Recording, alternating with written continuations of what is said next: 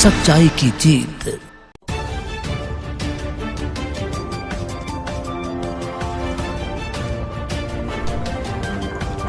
Mining company के विरोध में हजारों की संख्या में खनन ट्रांसपोर्टरों का उमड़ा जनसैलाब।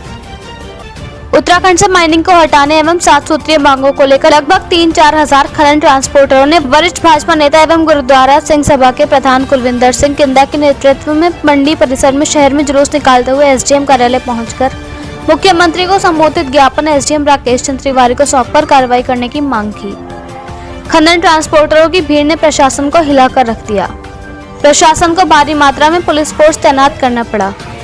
वरिष्ठ भाजपा नेता एवं गुरुद्वारा सिंह सभा के प्रधान कुलविंदर सिंह किंदा ने कहा कि खनन ट्रांसपोर्टर हजारों की संख्या में एकत्र होंगे और उनकी अगुवाई में खनन ट्रांसपोर्टरों ने एकत्र होकर दिखा दिया। उन्होंने सभा को संबोधित करते हुए कहा कि माइनिंग को भगाना है, उत्तराखंड को बचाना है।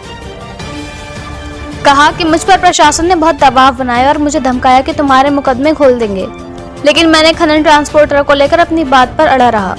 मैं अपनी जिंदगी जी चुका हूँ, मुझे अपनी कोई परवाह नहीं। मैं अपने लोगों के लिए जी रहा हूँ। मेरे लिए मेरे क्षेत्र के लोग और मेरे राज्य के लोग मेरे अपने हैं। मैं उनका उत्पीड़न किसी भी कीमत पर बर्दाश्त नहीं करूंगा।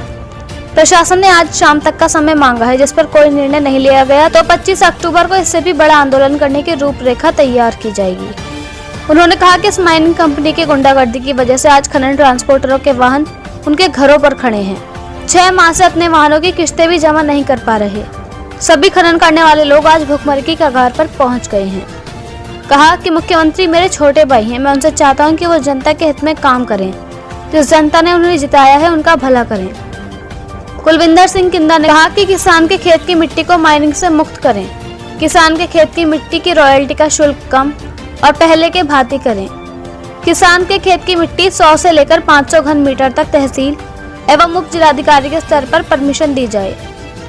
उत्तराखंड सीमावर्ती राज्य उत्तर प्रदेश राज्य के किसानों के खेत की मिट्टी पर उत्तराखंड आने पर कोई शुल्क और कोई रोक नहीं होनी चाहिए। माइनिंग कंपनी द्वारा आरबीएम पर कोई रोक न लगाई जाए। माइनिंग कंपनी अपनी चेक पोस्ट पर ही खनन के वाहनों की रॉयल्टी चेकिंग करे तथा गली मोहल्लों में न जाए और बैलगाड़ी वालों को परेशान न करे। उन्होंने कहा कि ये 7 सूत्रीय मांगे हमने मुख्यमंत्री जी को भेजी है, इस पर सहमति बनती है तो सही रहेगा। बाजपुर से अरबाज खान की रिपोर्ट।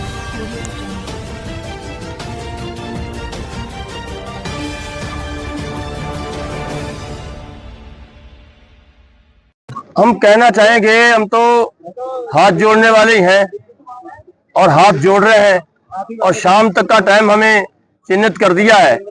शाम को एसडीएम साहब के यहाँ हमको कह रहे थे कि बात करने के लिए। मैं कहा मेरा परिवार है, वो जो तय करेगा, जो भी बैठ के मीटिंग में बात होगी, एक स्टारगंज का होगा, खटीमा का स्टार, जैसे जैसे हमारे शहर पड़ते हैं पर एक लोग वहाँ का जिम्मेदार वहाँ का रहेगा।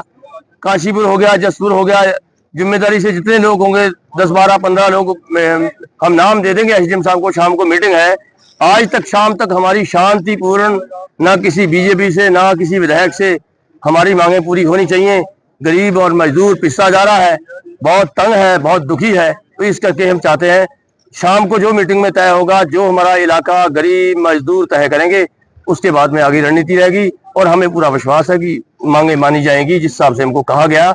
और हम उनका शाम के बाद में हम धन्यवाद भी करेंगे। शाम तक हम न्यूट्रल हैं, ना इधर है ना उधर है। हम सरकार में होके भी हम परेशान हुए, तब मैंने सरकार के साथ मोर्चा खोला। कोई मेरी उनसे कोई दुश्मनी नहीं है।